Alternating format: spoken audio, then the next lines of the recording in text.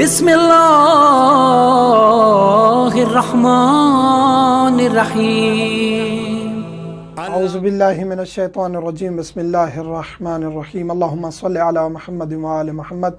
मोमिनीन कराम, साबिक़ा वीडियो में हमने ज़िक्र किया था कि वक्फ़ा करना जायज़ है या नहीं, बच्चा रोकना जायज़ है या नहीं, उसकी डिटेल हमने बताई। एक सवाल जो पूछा गया उसके वीडियो के नीचे कमेंट्स में वो ये था कि आपने कहा कि ना महरम के सामने या दीगर ख़ातून के सामने ख़ातून अपनी शर्मगाह नहीं निकाल सकती, तो उसके बग़ैर ऑपरेशन होना या डिलीवरी होना या मसलन के ये मल्टी लोड वगैरह रखवाना मुमकिन नहीं है। तो हमने वहाँ ज़िक्र भी किया था, मज़ीद बताते चले कि आखिरी कंडीशन जिसके बगैर कोई चारा नहीं है, यानी कि अब एक ऐसी सिचुएशन है जिसके बगैर शर्मगाह को देखे बगैर वो डॉक्टर उस पर काम नहीं कर सकती, ऑपरेशन नहीं कर सकती, मल्टी लोड नहीं रख सकती, तो आखिरी सूरत में जायज़ है। इसके अलावा आपके पास रास्ते हैं वक्फ़ा करने के, तो आपके लिए ज़रूरी है कि वो वक्फ़ा करें, ये ना करें जिसमें शर्मगाह दिखानी पड़े या डॉक्टर को देखनी पड़े।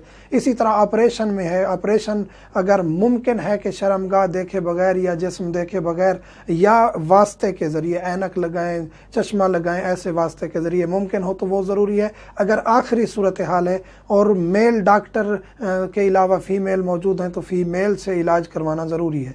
अगर उस सूरत में भी मुमकिन नहीं है, फ़कत मेल ही हैं, जैसे कि अक्सर औकात ऐसा होता है कि ऑपरेशन हो तो फिर मेल ही होता है जो इंजेक्शन लगाता है या नशा देता है, या आखिरी मजबूरी की सूरत में तो फिर मजबूरी में आप ऐसा कर सकते हैं। जो लास्ट स्टेज है मजबूरी में, उसमें आप ये अमल कर सकते हैं, जायज़ है। आज हम जिक्र करेंगे कि एबॉर्शन कराना, बच्चा ज़ाय करना, चाहे वो किसी भी तरीके से हो, जायज़ है या नहीं है।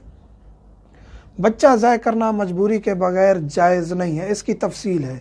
बच्चा ज़ाय करना एक सूरत में जायज़ है, उसमें डिटेल है और वो डिटेल जो है वो ज़रूरी है बताना।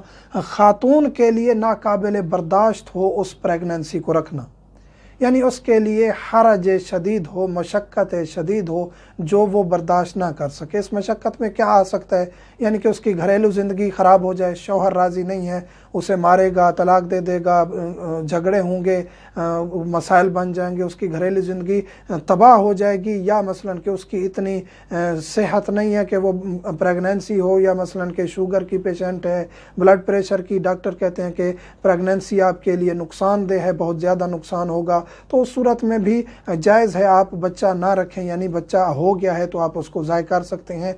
और एक और सूरत यह है कि मसलन कि आप उसकी बच्चे पहले बहुत ज़्यादा आपके पास मौजूद हैं और एक बच्चा आएगा तो उसके अखराजात आपके पास नहीं है, रिज़्क़ देने वाली अल्लाह की ज़ात है, आप कर सकते हैं, तो उसका ये बहाना नहीं बनाना चाहिए कि मेरे पास अखराजात नहीं है। अखराजात भी ना हों, तरबियत भी ना कर सकें और उसकी देखभाल भी ना कर सकें, ये तमाम अमूर हों, तो उस सूरत में ये मशक्क़त में आ जाएगा। फ़कत एक छोटा सा बहाना बना के बच्चा ज़ाय करना जायज़ नहीं है और ये कत्ल है। चैनल को लाइक करें, सब्सक्राइब करें, चैनल को रिंग नोटिफिकेशन का ज़रूर बटन दबाएं ताकि हम जो हेल्पफुल कंटेंट बनाते हैं वो आप तक पहुंचता रहे।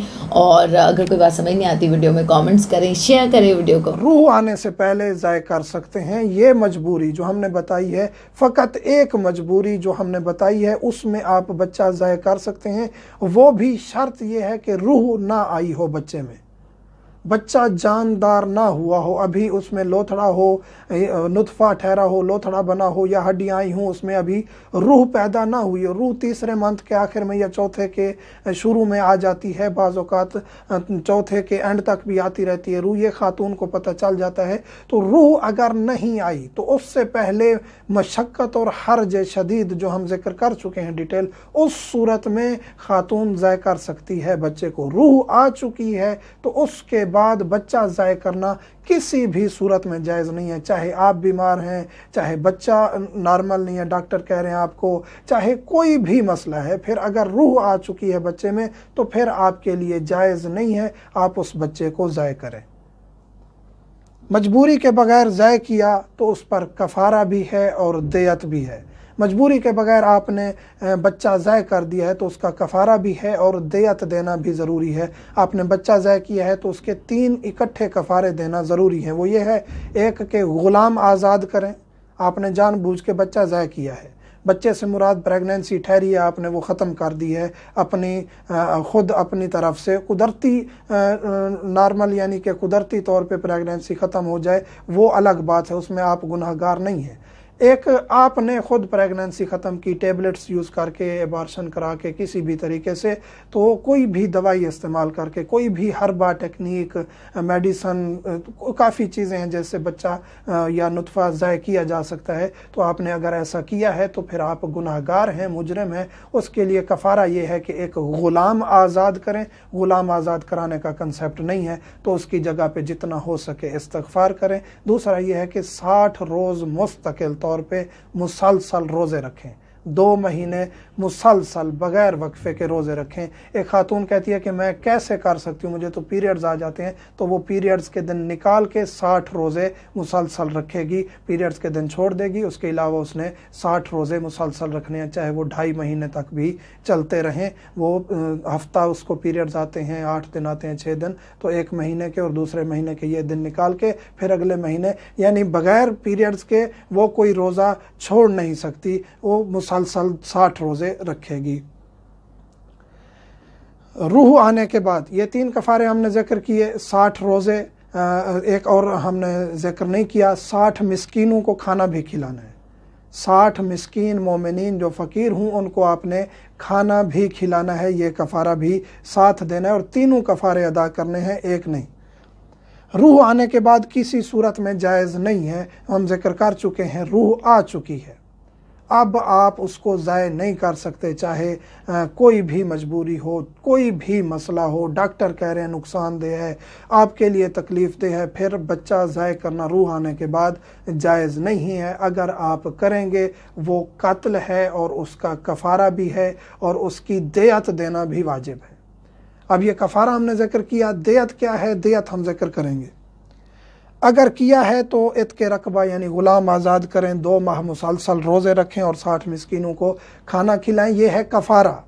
یہ کفارہ ہے جو ادا کرنا ہے خاتون نے، اور اگر اس کا شوہر ساتھ میں ملوث تھا اس فعل میں تو وہ مثلاً کہ 60 مسکینوں کو کھانا کھلائے گا، ویسے خاتون پر کفارہ ہے، تو دونوں اس میں کفارے کو مل کے ادا کر سکتے ہیں، لیکن روزے خاتون ہی رکھے گی۔ مسکینوں کو کھانا کھلانا ہے تو شوہر اپنے پیسوں سے کھانا کھلا سکتا ہے اس کی طرف سے، اور یہ کفارہ ادا کیا جا سکتا ہے، لیکن روزے خاتون رکھے گی، اور عتق رقبہ کا بھی استغفار کریں گے، یعنی کہ ایک غلام آزاد کرنے کا بھی مسلسل استغفار کریں گے۔ اب کفارہ ادا یعنی کہ کفارے کی ڈیٹیل بتا چکے ہیں۔ دیت کتنی ہے؟ دیت کیا ہے؟ دیت یہ ہے کہ اس کا عوض جو آپ نے ضائع کیا ہے اس کا آپ نے عوض دینا ہے۔ خاتون نے ضائع کیا ہے تو اس کا عوض دیت یعنی اپنے شوہر کو ادا کرے گی، اگر ڈاکٹر نے ضائع کیا ہے تو پھر وہ ان والدین کو ادا کرے گا۔ دیت کیا ہے؟ دیت یہ ہے کہ اگر روح آ چکی تھی، بچہ بن چکا تھا، روح آ چکی تھی، اور والدین نے ضائع کیا ہے، ڈاکٹر نے ضائع کیا ہے، ان پر دیت واجب ہے۔ دیت کتنی ہے؟ 5250 مسکال چاندی، یہ تقریباً 250 گرام بنتی ہے، 2.5 کلو یعنی 2500 گرام، اور 2.5 کلو چاندی بنتی ہے۔ 2.5 کلو چاندی خاتون نے اگر ایسا کیا ہے، ایبارشن کرایا ہے، روح آ چکی تھی، 4تھا مہینہ تھا، 5واں تھا، اور اس نے ایبارشن کرا دیا ہے، تو وہ دیت ادا کرے گی اپنے شوہر کو۔ اگر ڈاکٹر نے ضائع کیا ہے تو وہ مجرم ہے، وہ دیت ادا کرے گا اس جو بچہ ہے جو ضائع ہوا ہے اس کے والدین کو، یہ دیت دینی ضروری ہے۔ اب یہاں سوال پیدا ہوتا ہے کہ مولانا آپ عجیب بات کر رہے ہیں، والدین جاتے ہیں، ڈاکٹر بچہ ضائع کرتا ہے تو وہ کہاں دیت دے گا؟ تو ٹھیک ہے، وہ بھی مجرم ہیں، وہ بھی مجرم ہیں، وہ گناہ گار ہیں۔ جو ڈاکٹر ایسا فعل انجام دیتا ہے یا والدین ایسا فعل انجام دیتے ہیں، گناہ گار ہیں، لیکن دیت واجب ہے، اگر نہیں دیں گے تو گناہ گار ہیں۔ اور ایک یہاں سوال اور پیدا ہو سکتا ہے کہ گناہ گار بھی ہیں اور ان کو دیت بھی مل رہی ہے۔ جی گناہ گار ہیں، انہوں نے گناہ کیا ہے، لیکن کیونکہ وہ ان کا حق ہے، دیت اگر ان کو ملے گی تو وہ اس کا استعمال کر سکتے ہیں۔ اگر نطفہ ضائع کیا ہے، نطفہ ٹھہر گیا ہے، پہلا ہفتہ ہے، دوسرا ہفتہ ہے، تیسرا ہفتہ ہے، نطفہ ٹھہر گیا ہے، تو 105 مسکال چاندی دینی ہے۔ اب مسکال کی آگے ہم گرام میں ڈیٹیل بتائیں گے۔ لوتھڑا بن چکا ہے، دوسرا مہینہ ہے، لوتھڑا بن چکا ہے، تو 210 مسکال چاندی جو ہے وہ دینی ہے دیت کے طور پر۔ اگر ہڈیاں بن چکی تھیں، تیسرا مہینہ ہے، روح آنے سے پہلے اگر اس کو ضائع کیا ہے، ابارشن کرایا ہے یا گولیاں کھائی ہیں، تو 420 مسکال اس کا چاندی جو ہے وہ دیت دینی ہے۔ ایک مسکال جو ہے وہ 4 تقریباً 7 گرام بنتا ہے، 4.7 یا 70 گرام، یعنی 4.25 گرام چاندی بنتی ہے ایک مسکال کی، جو ایک مسکال کے برابر ہے، جو ہم تفصیل بتا چکے ہیں۔ یعنی کہ جو اگر بچے میں روح آ چکی تھی اور اس کا ابارشن ضائع کیا ہے، ابارشن کرایا، تو تقریباً 2.5 کلو چاندی بنتی ہے اگر بچہ آپ نے ضائع کیا ہے اور اس میں روح آ چکی تھی۔ اب یہاں ایک فرق یہ ہے کہ لڑکی تھی، اگر اس کو ضائع کیا ہے تو پھر اس کا آدھا ہو جائے گا حساب، کیونکہ روح آ چکی تھی اور پتہ چل چکا تھا کہ یہ لڑکی ہے، تو اس کا آدھا کریں گے، یعنی 1.25 کلو چاندی دی جائے گی دیت۔ دیت معاف بھی کی جا سکتی ہے، یعنی والدین معاف بھی کر سکتے ہیں، یا بیوی نے ضائع کرایا ہے تو شوہر معاف بھی کر سکتا ہے۔ لیکن ایک یہ ہے کہ سچویشن بچہ ضائع کرنا جائز نہیں ہے۔ ویڈیو تو لانی ہو چکی ہے، لیکن تفصیل بتانا ضروری تھی۔ بچہ جان بوجھ کے ضائع کرنا جائز نہیں ہے، اگر کریں گے تو یہ دیت اور کفارہ واجب ہے۔ ایک مجبوری ہے جس میں روح آنے سے پہلے بچے کو ضائع کیا جا سکتا ہے۔ مومنین سے ملتمس ہوں، مجھے میری فیملی کو، والدین کو دعاؤں میں یاد رکھا کریں۔ الحمدللہ رب العالمین۔